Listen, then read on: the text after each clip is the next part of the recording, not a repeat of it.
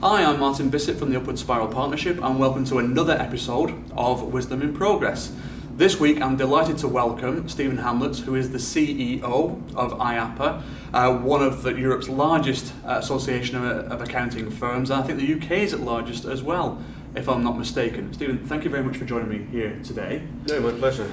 I wanted to ask a question here because you have a unique perspective that I don't think any of my guests can perhaps offer, in that you see membership all around the world. You see the EMEA region, that's Europe, Middle East, Africa, you see the Asia Pacific region, you see the North America region and so on, Latin America and so on. And so you've got a very, very wide sample of what practices are going through. And I wanted to ask you, if you were to summarise some of the major challenges that accounting firms experience on an ongoing basis, what would be perhaps the top 2 or 3 in your view? Well, very interesting question and no simple answer, unfortunately. Just looking at the all the different regions around the world, and yes, I have been travelling to a lot of them.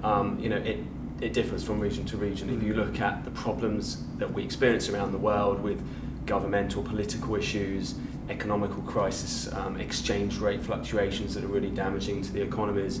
From the accounting profession perspective, a lot of the regulations changing, a lot of the way technology is influencing a lot of accountancy firms. You know, the accountant that a firm would look for from university is now a completely different beast that it now looks for, right. A different animal. It's more that technology, and the youth of today are not, it's not the accountant that an old firm would look for 10, 20 years ago. So technology is driving a lot of things. Differentiating firms from their competitors is hard, and everything from my perspective is obviously becoming international, and that's why we encourage firms to join an international association like IAPA, because not only does that help differentiate themselves from their own competitors in their local marketplace, but it helps them attract the client base of those firms that are going international, because they need to be able to have resources in every corner of the world as those clients look to expand. They need to be able to refer to tried and trusted members and other firms, just like our members in IAPA. So yeah, it's a multitude of problems at the moment. Governmental problems. You've got obviously the political issues, and the terrorism is one thing that's obviously rocking a lot of countries in the poorer nations and the developing nations. The exchange rate fluctuations, even the regulations changing the accountancy profession. Firms looking more to develop different services to what they used to have. It's no longer bog standard auditing. A lot of, with the audit thresholds going up, means they need to look for other services that they can offer their clients. And this is pretty much making a lot of firms become very specialist. So no longer is it a one firm does all.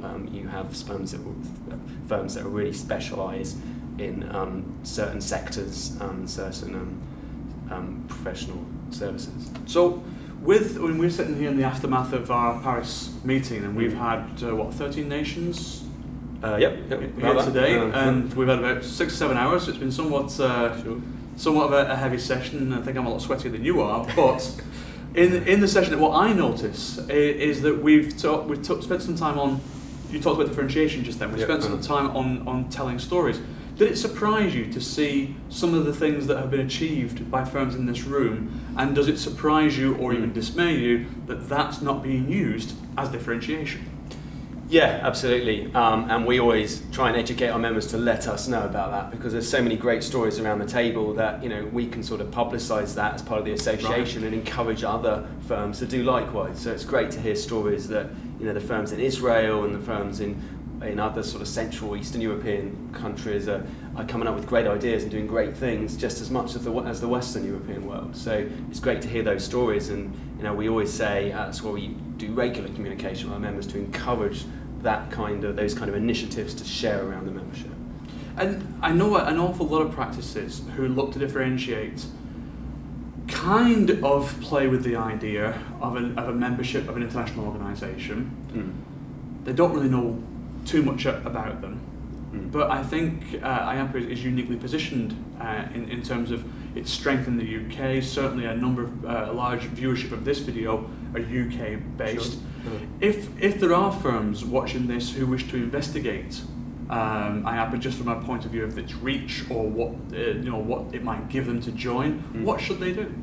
Well, by all means, pick up the phone, drop me an email, contact me, and I can start talking to them about the services that we offer from IAPA, about the best practices that we share at events like today, our global meetings, our regional meetings, our sub-regional meetings, the activities that go around the membership, how firms have learned to grow with each other in terms of experience, and the generation of vast amount of opportunities by being in this unique situation of having an association of independent firms.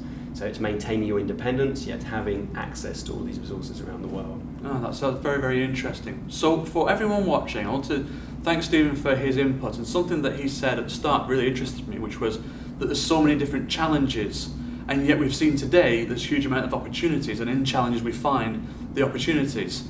And I think whether it's membership of an organisation, or whether it's being able to tell your stories, there are still out there so many potential clients, business owners who don't understand the value that you can bring, and that's the wisdom in progress for today, is the ability to understand how you take your value to an audience that wants to hear about it but doesn't know where to look. Stephen, thank you very much for your time today. Thank you, Martin. That's been Wisdom in Progress. I'll see you next time. Bye for now.